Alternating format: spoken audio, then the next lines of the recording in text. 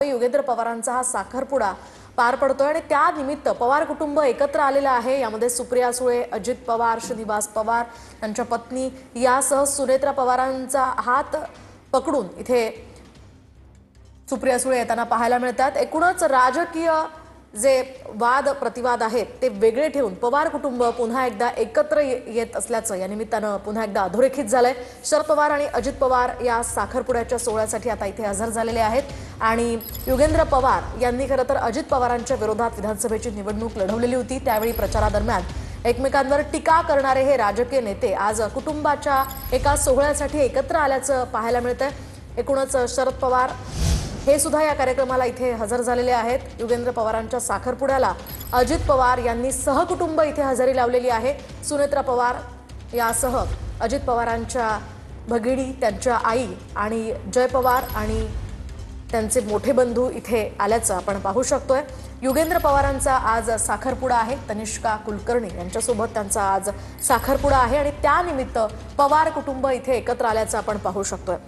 तर जय पवार यांचा सुद्धा काही दिवसांपूर्वी साखरपुडा पार पडलेला होता। त्या ठिकाणी सुद्धा खरं तर पवार कुटुंब एकत्र पाहायला मिळालं। शिवाय राजकीय कार्यक्रमांना सुद्धा पवार कुटुंबीय एकत्र हजेरी लावत असतात। शरद पवार आणि अजित पवार बऱ्याच कार्यक्रमांना एकत्र पाहायला मिळालेले आहेत आणि त्या ठिकाणी त्यांनी एक संवाद सुद्धा साधलेला होता।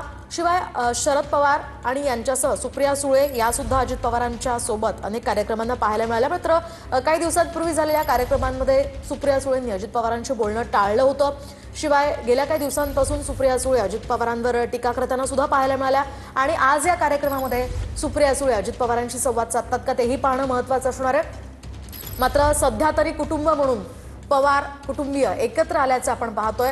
अजित पवारांनी अगदी सहकुटुंब योगेंद्र पवारांच्या साखरपुड्याला हजेरी लावलेली आहे। योगेंद्र पवारांच्या साखरपुड्यानिमित्त अजित पवार सहकुटुंब इथे आलेले आहेत। योगेंद्र पवारांचा तनिष्का कुलकर्णी यांच्यासोबत हा साखरपुडा पार पडतोय आणि त्यानिमित्त शरद पवारांसह प्रतापराव पवार, सुनेत्रा पवार, सुप्रिया सुळे, श्रीनिवास पवार आणि एकूणच सगळे कुटुंबीय एकत्र आज पाहायला मिळतात।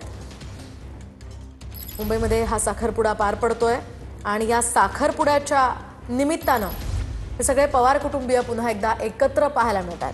दरम्यान शरद पवार आणि अजित पवार इथे एकत्र आलेले असताना काही राजकीय चर्चा त्यांच्यामध्ये होते का तेही पाहणं तितकंच महत्त्वाचं असणार आहे। कारण आगामी महापालिका निवडणुकांच्या पार्श्वभूमीवर प्रत्येक पक्ष मोर्चे बांधणी करतोय आणि या निमित्तानं या कार्यक्रम सोहळ्यामध्ये काही राजकीय चर्चा होते का हेही पाहणं तितकंच महत्त्वाचं असणार आहे।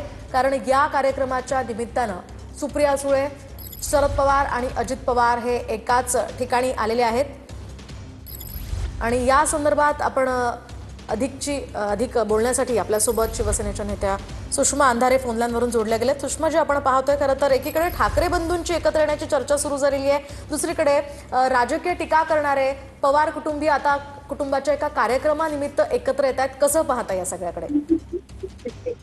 हे बघा, अजितदादा आणि पवार साहेब हे दोघे वेगवेगळ्या राजकीय प्रतलावर काम करत असले तरी सुद्धा ते दोघे एका कुटुंबातले लोक आहेत आणि कुटुंब म्हणून जर कोणी एखाद्या कौटुंबिक कार्यक्रमामध्ये उपक्रमामध्ये सहभागी होत असेल तर त्यात आपण असं काही आक्षेप घेण्यासारखं काही नाही किंवा त्यावर चर्चा करण्यासारखं काही नाही। मला असं वाटतं निश्चितपणे कुटुंबांनी एकत्रित यावं, राजकीय मतभेदांच्या पलीकडे जाऊन एकत्रित यावं आणि कुणाचंही कुटुंब एकत्रित राहावं।